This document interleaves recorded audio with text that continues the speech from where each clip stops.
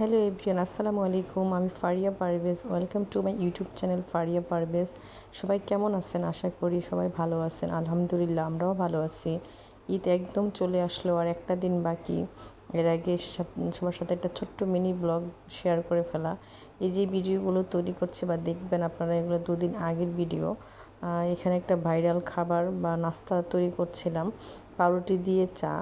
এটা আসলে কেন যে এটাকে আবার স্পেশালভাবে সবাই এত করে খায় বা মজা করে যে তৈরি করে, সেটাই বুঝলাম না। পাউরুটি চা তো সবাই খায়, যারা আলসে, যারা চুবিয়ে চুবিয়ে খেতে কষ্ট লাগে, তারা এটা করতে পারেন, অসুবিধা নেই। আমার কাছে আহামরি কোনো কিছু লাগলো না, সবাই করলো। আমার ছোটো বোন বলছে তুমি এটা করো করো করে ভিডিওতে দাও, রিভিউ দাও কেমন হয়। আমি তো ঠিক আছে, ওকে করলাম। তো এই জন্য পাউরুটি, দুধ, চিনি এগুলো সব কিনে নেওয়া হলো। চা, কারণ আমার বাসাতে এরকম কেউ চা কেউ কিচ্ছু খায় না। আমরা খুবই নিরস প্রাণী, আমরা মাছে ভাতে বাঙালি। ক্ষুধা লাগলে ভাত খাও, মুড়ি খাও, এই টাইপের অবস্থা। তো চা তৈরি করলাম। আমি সব সময় চা যখনই খাই, আমি মশলা দিতে পছন্দ করি। গরম মশলা, এলাচ, দারচিনি, একটু তেজপাতা, তারপর লং, যেগুলো আছে ওগুলো, হোক রং চা হোক দুধ চা, এগুলোতে আমি দিবই। এই তো চাটা তৈরি করার পর একদম সরাসরি দুধের মধ্যে আমি এগুলো দিয়ে, চিনি দিয়ে, চা দিয়ে ফুটিয়ে ভালো করে কালার চলে আসলে এটা চাটা ঢেলে নিব পাউরুটিতে এটাকে আমি একটু ছেঁকে নিয়েছিলাম, দেখতে নিই আপনার ভিডিওতে। মোটামুটি ভালো, কিন্তু আমার যেটা ভুল হয়েছিল, আমি চিনির পরিমাণ বেশি দিয়ে ফেলছি। এমনিতেই চিনি খাওয়া হয় না, সুগারের সমস্যা, তার উপর আবার চিনির পরিমাণ বেশি হয়ে গেছে একদম। এই কারণে ভালো হয়নি, নাহলে আলহামদুলিল্লাহ একটা মোটামুটি ভালো। ওই যারা আপনারা ওই চায়ে ডুবি খেতে আলসময় লাগে, তারা খেতে পারেন, এছাড়া কোনো আহামরি কোনো টেস্ট বা ওরকম কিছু না। ওকে ওকে, যাই হোক, আমি আমার হেল্পিং হ্যান্ড যিনি ছিলেন, আমাদের সাথে থাকেন, ওনাকে নিয়ে প্রায়ই আমার সেটা কিনতে চাওয়া হয়।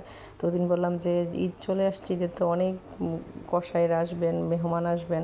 তো আমি সবসময় বাইরের যারাই আসেন না কেন, হিজাব পরার চেষ্টা করি, উপরে নর্মাল জামার উপরে হিজাব পরে থাকি। তো হিজাব কিনতেই যাওয়া, খুঁজছিলাম যে হিজাবগুলো পছন্দ, ওখানে সামনে রুমালটা থাকে না, নেকাব, যেটা আমি নেকাব সহ কিনবো। তো এরকম খুঁজছিলাম, আর যেগুলা হয় শর্ট আমাদের লং নাই, আমি একটু লংয়ের মধ্যে খুঁজছিলাম, যাতে ফুল বডিটা কাভার হয়ে যায়, একটা বোরকার একটা আমেজ দেয়। কিন্তু আবার ফুল বোরকাও চাচ্ছি না, একটু খিমার টাইপের আর কি। এগুলো আমি চাচ্ছিলাম যে হাতাও থাকবে না, কিন্তু লং হবে। কিন্তু যেগুলো লং হয় এগুলো আবার হাত দিয়ে দেয়, ওটাতে অনেকটা ছোট হয়ে যায় হাতটা ঢোকালে। তো যাই হোক, এরকম ঝামেলা অনেক খুঁজলাম, ওদিন আর কেনা হয়নি। আর পরে আমি আজকে যে ভিডিওটা বয়স দিচ্ছি, আজকে আবার গিয়েছিলাম, আজকে কিনে নিয়ে আসছি একটা।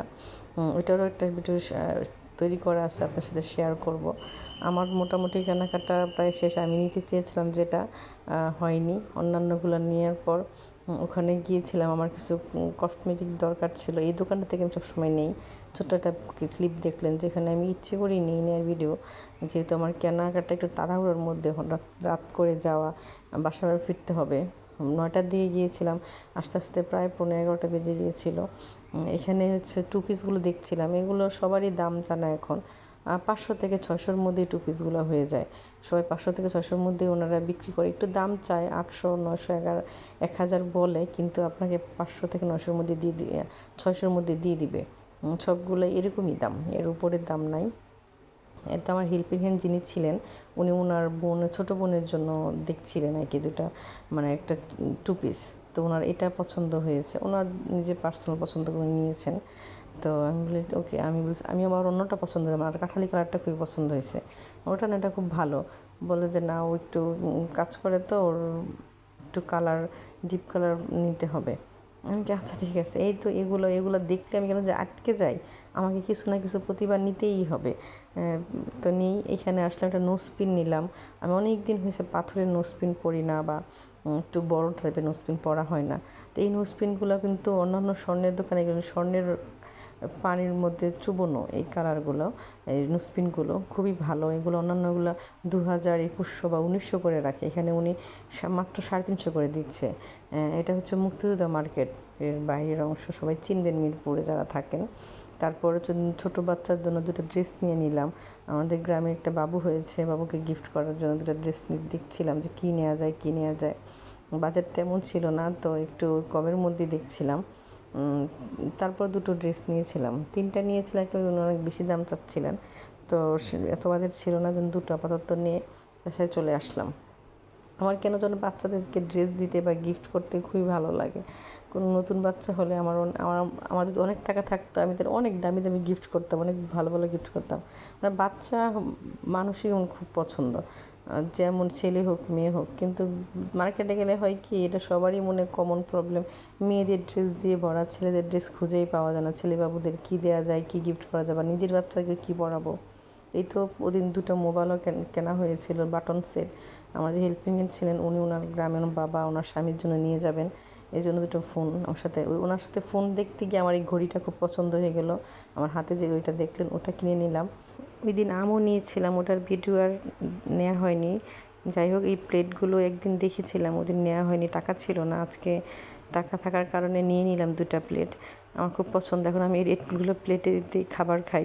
আমার ছেলে হেয়ার কাটিংটা অনেক আগের ভিডিও, আগের বলতে প্রায় 10-12 দিন আগের ভিডিও আজকে শেয়ার করা, যেহেতু ঈদের 10 দিন চুল কাটা যায় না। আগেও চুল কাটতে দিত না, এখন খুব সুন্দর চুপচাপ বসে থাকে, আমার কাছে খুবই ভালো লাগে।